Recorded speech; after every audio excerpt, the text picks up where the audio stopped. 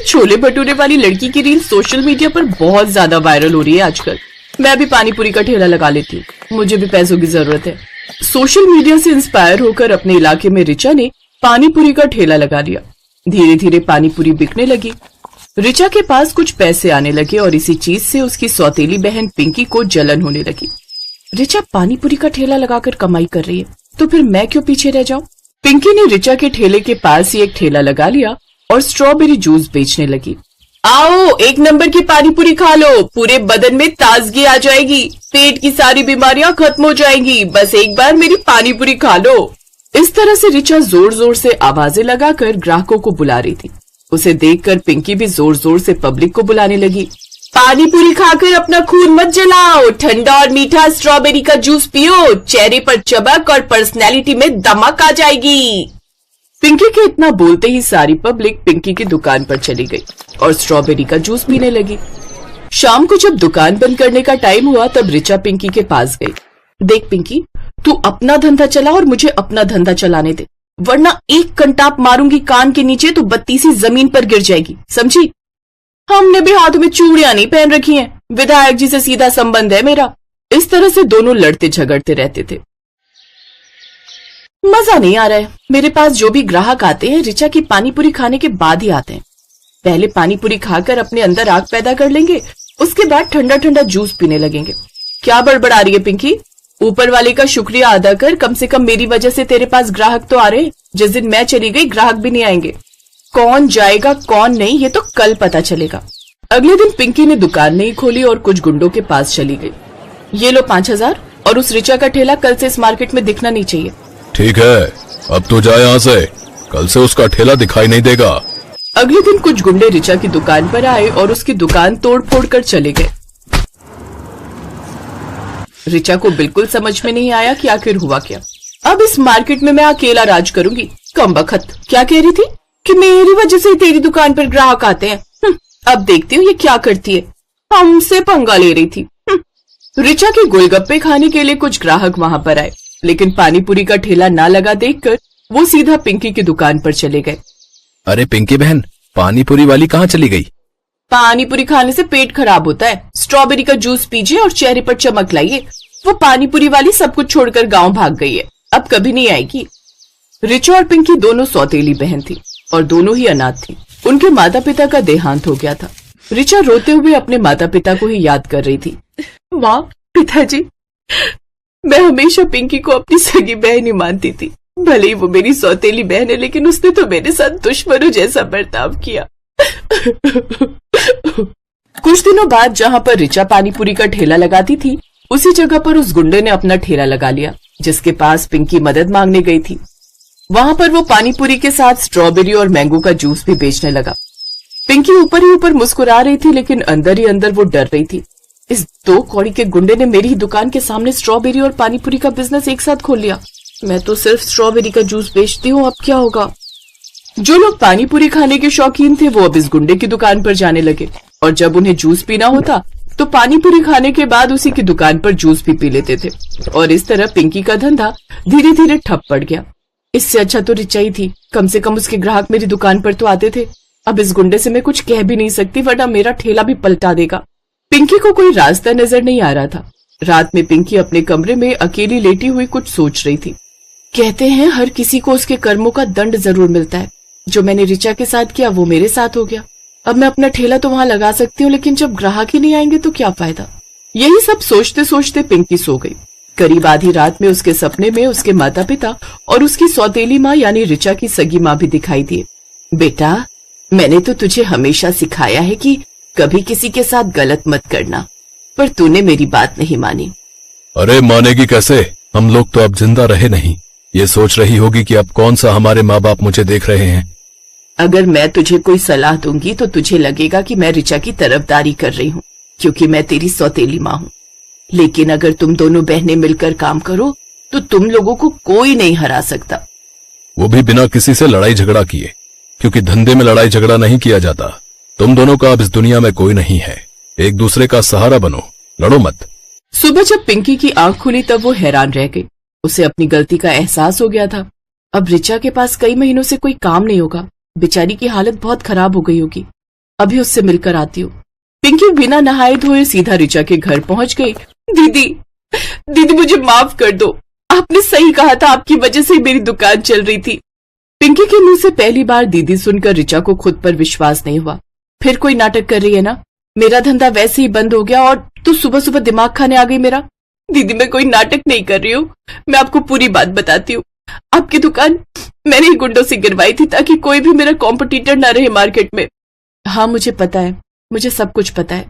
पिंकी हैरान हो गई, लेकिन उसने शुरू से लेकर लास्ट तक सारी बात ऋचा को बता दी। चलो कम से कम इसी बहाने तेरा होश तो ठिकाने आया। देर आए दुरुस्त आए। दीदी ये बड़ी बड़ी कहावतें कहने का वक्त नहीं है, ये बताइए धंधे का क्या होगा? अभी तूने ही तो कहा ना कि माँ ने तुझे बताया था कि दोनों लोग मिलकर काम करो सफल हो जाएगा। लेकिन मिलकर करेंगे क्या? ना ही मैं स्ट्रॉबेरी का ठेला लगा सकती हूँ, ना ही अब आप पानीपुरी का ठेला लगा सकती हैं, क्योंकि वो गुंडा दोनों ही चीजें एक ही ठेले पर बेचने लगा है। देख, तू स्ट्रॉबेरी का जूस बनाती है और मैं पानीपुरी बनाती हूँ, तो अब एक नई डिश तैयार करते हैं। अब हम लोग स्ट्रॉबेरी के जूस का पानीपुरी बनाएंगे, यानी स्ट्रॉबेरी फ्लेवर का पानीपुरी। कैसा लगा आइडिया? अरे वाह दीदी, आप तो जीनियस हो। ये स्ट्रॉबेरी वाला पानीपुरी तो पूरी दुनिया में एकदम नया है। चलिए आज से ही शुरुआत करते हैं। अब उन दोनों ने एक बार फिर से उसी चौराहे पर ठेला लगाना शुरू किया। अब वो लोग तीखा पानीपुरी भी बेचने लगे और स्ट्रॉबेरी फ्लेवर का पानीपुरी भी, जिससे पब्लिक उनके पास बहुत ज्यादा आने लगी, क्योंकि उन्हें कुछ नया मिल रहा था। तभी अचानक गुंडे की नजर उन दोनों पर गई। अबे इस घोंचू को देख रहा तू? उस दिन यही आई थी ना इसी लड़की का ठेला गिरवाने के लिए। आज दोनों लोग साथ मिल गई। ठीक है, मैं भी देखता हूँ कि ये लोग कब तक यहाँ टिक पाते हैं। उस गुंडे ने दोनों बहनों को परेशान करना शुरू कर दिया। ऋचा और पिंकी पर एक के बाद एक मुसीबत आने लगी, लेकिन दोनों बहनें अब एक हो गई थीं। उन्हें तोड़ना आसान नहीं था। गुंडे के बारे में सोचते सोचते दोनों बहनें सो गईं और एक रात फिर से उन दोनों के सपनों में उनके माँ बाप आए। बेटा, कल इस समस्या का भी हल हो जाएगा, तुम दोनों चिंता मत करो। अगले दिन कुछ पुलिस वाले उस गुंडे के ठेले के पास आए। अरे आओ साहब, बताइए जूस पिलाओ या पानी पूरी खाएंगे? रे जल्दी से जगह खाली कर दे, ये सरकारी जगह है, यहाँ बस स्टैंड बनेगा। वो गुंडा बहुत गिड़गिड़ाया, लेकिन कुछ फायदा नहीं हुआ। ये देखकर ऋचा ने पिंकी से कहा, वैसे पिंकी तूने मेरा ठेला पलटवार कर बहुत अच्छा किया, वरना आज उस गुंडे की जगह पुलिस मेरा ठेला पलटा रही होती। और वो दोनों बहनें एक साथ ऐसे ही खुशी खुशी रहने लगी।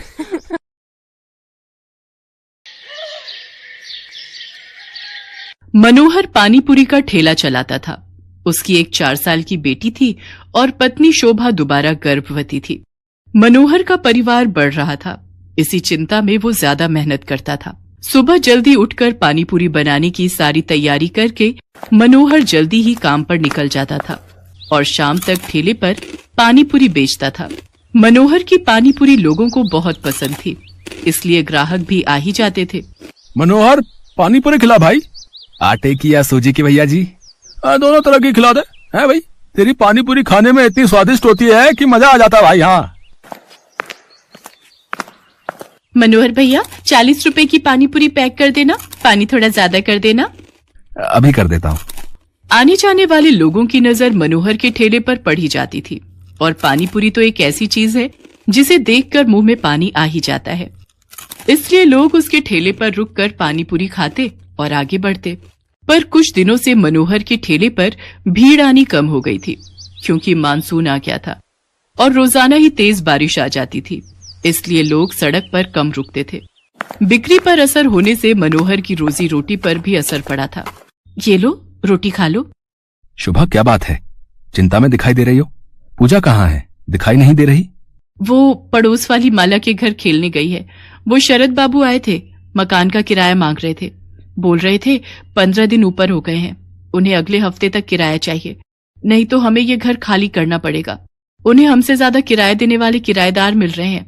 अरे तू चिंता मत कर, इस हालत में तू चिंता करेगी तो बच्चे पर भी असर पड़ेगा। मैं शरद जी को कल बोल दूंगा, वो मुझे कुछ दिन की मोहलत और दे देंगे। मनोहर शोभा को तसल्ली दे देता है, पर वो खुद ही बहुत परेशान था, क्योंकि उसी शाम जब वो काम से लौट रहा था तो लोगों में बारिश और तूफान को लेकर चर्चा बनी हुई थी। अरे मनोहर, तुमने सुना क्या? मौसम विभाग का कहना है कि अगले 4 दिनों तक भीषण तूफान और बारिश के संकेत हैं भैया। सड़कों पर पानी भरा रहेगा, इसलिए हम सब ने तो सोचा है कि कुछ दिन घर से ही ना निकले। तुम ठीक कह रहे भैया, 2-4 दिन अब घर पे ही आएंगे। वैसे भी मेरी अच्छी खासी बिक्री हो जाती है, पर डर भी तो है बारिश में अगर बाढ़ आ गई तो, सड़कों पे पानी भर गया तो, है घर नहीं लौट पाए तो। मैं तो सोचकर ही घबरा रहा हूं भैया। चलो भाई चलो, समय से घर चलते हैं भैया। मनोहर उस शाम को हुई इस बात के बारे में सोच सोच कर करवट बदल रहा था। उसे समझ नहीं आ रहा था कि वो अगले दिन जाए या नहीं, पर उसे मकान का किराया भी चुकाना था। इसलिए वो मकान मालिक शरद से बात करने जाता है। शरद जी, मैं अगले महीने तक आपको किराया दे दूंगा। अभी बारिशों का सीजन है तो काम बिल्कुल भी नहीं है। देख मनोहर, मैंने घर किराए पर देने से पहले ही ये शर्त रखी थी कि मुझे किराया समय पर चाहिए, पर तू हर बार ही किराया लेट कर देता है। अब मैं और देर नहीं कर सकता। तू अगले 2 दिन तक मेरा किराया दे, वरना घर खाली कर दे। मेरे पास इतना टाइम नहीं है कि तेरे से बात करूं, मुझे काम से जाना है। मनोहर चिंता में घुला घर लौट आता है। उसके पास कोई और चारा नहीं था, इसलिए वो अगले दिन फिर से पानी पूरी का ठेला लेकर काम पर जाने लगता है।